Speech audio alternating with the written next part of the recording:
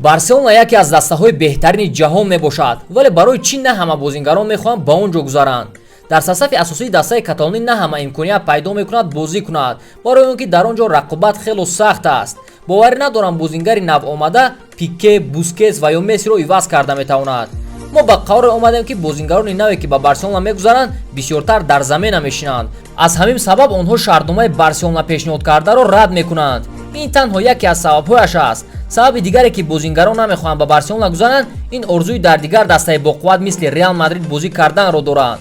имрӯз ман барои шумо дар бораи 5 бозингаре гап мезанам ки пешниҳоди барселонаро рад кардаанд. хотиррасон мекунем ки спонсори ин видео компанияи 1xBet. дар ин ҷо коэффициентҳои баланд ва бонусҳои гуногунро меёбед. ссилкааш дар комментария.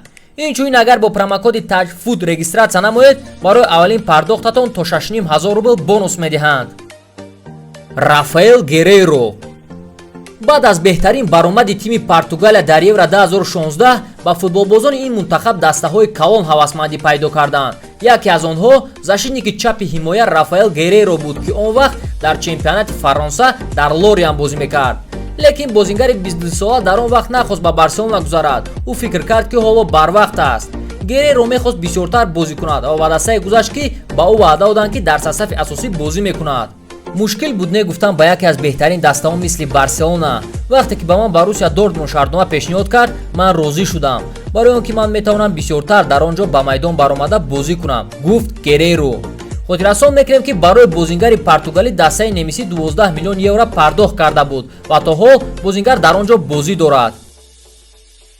Давид Луис тобистони соли 2014 Давид Луис бо нархи 50 миллион евро аз Челси ба ПСЖ гузашта буд. қайд мекунем ки ҳамин нархро Барселона тайёр буд пардохт кунад, вале бозингар дастаи фаронсавиро интихоб кард. хотиррасон мекунем ки Барселона мехост бозингари бразилиявиро дар дастааш бинад вақте ӯ ҳоло дар Бенфике бозӣ мекард. январи соли 2011 Давид шартномаи Барселонаро рад карда буд ва ба Челси гузашт. баъд аз 2.5 сол дастаи каталонӣ боз ба бозингар ҳавасмандӣ пайдо кард ва ҳатто ба защитники бразилиявӣ 50 миллион евро тайёр карда буд. ин рост буд ки Барселона чанд маротиба ба ман шартнома пешниҳод кард. барои чӣ ман онҳоро рад кардам? дар он ҷо бозингароне бозӣ мекунанд ки боварии роҳбарияти дастаро доранд ва дар дастаи каталонӣ мушкил аст дар сарсафи асосӣ бозӣ кардан. аз ҳамин сабаб ман ПСЖ-ро интихоб кардам, гуфт Давид.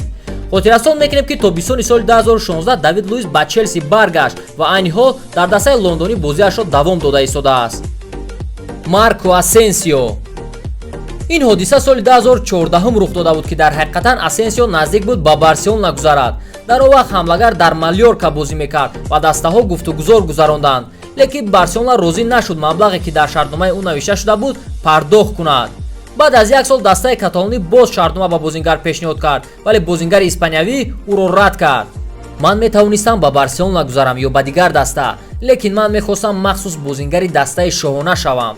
Барселона дастаи олиҷаноб аст, лекин на барои ман, гуфт Асенсио. фикр намекунам ки Асенсио пушаймон аст аз ин қарораш. дар Реал ӯ бисёртар дар сарсафи асосӣ бозӣ мекунад ва дар он ҷо хушбахт аст. бозингари испанӣ бо дастаи шоҳона 2 маротиба ғолиби Лигаи Чемпионҳо ва 1 маротиба чемпиони Испания шуд. тренери асосии Реал Мадрид Зинедин Зидан ба бозингар боварӣ дорад ва мехоҳад ки Асенсио дар даста бозиашро давом додан гирад. Тиаго Силва капитан ва яке аз лидерони ПСЖ Тиаго Силва ҳамчунин метавонист ба Барселона гузарад. бозингари бразилиявӣ тайёр буд ки ба дастаи каталонӣ гузарад, лекин даста 2-3 шартҳои ӯро иҷро накард. дар он вақт президенти Барселона Сандро Розел ба шартҳои бозингар розӣ нашуд. баъд аз ҳамин Тиаго нахост бо дастаи каталонӣ дуюмбора гуфтугузор гузаронад. вақте ки ман аз Милан баромад мекардам, ман бо Барселона гуфтугузор гузарондам, вале ин трансфер амалӣ нагашт, барои он ки даста ба шартҳои ман розӣ нашуд. ман фаҳмидам ки ин даста барои ман нест ва ман ба ПСЖ гузаштам, гуфт Силва. хотиррасон мекунем ки соли 2012 Тиаго Силва ба ПСЖ гузашт. аз он вақт ӯ дар сарсафи асосӣ бозӣ мекунад ва капитани даста мебошад. ӯ бо дастаи фаронсавӣ чандин трофеҳо ба даст овард. Силва яке аз лидерҳои ПСЖ аст ва фикр мекунам аз интихоби кардааш пушаймон нест, барое ки то ҳол ягон маротиба норозигиашро баён накардааст.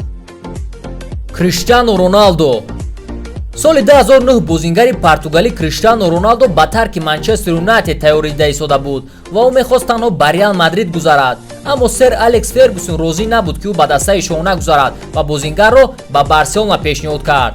дастаи каталонӣ розӣ буд ин гуна бозингари олиҷанобро дар состави худ бинад.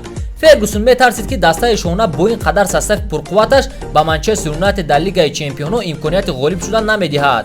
Лекин Роналдо мехост танҳо ба Реал гузарад ва орзуи кӯдакиашро амалӣ гардонад. Агар Фергюсон трансфери Роналдоро ба Барселона амалӣ мегардонд, дар ин ҳолат дастаи каталонӣ бо ду бозингари олиҷанобаш ҳамаи Аврупоро ба дод меовард.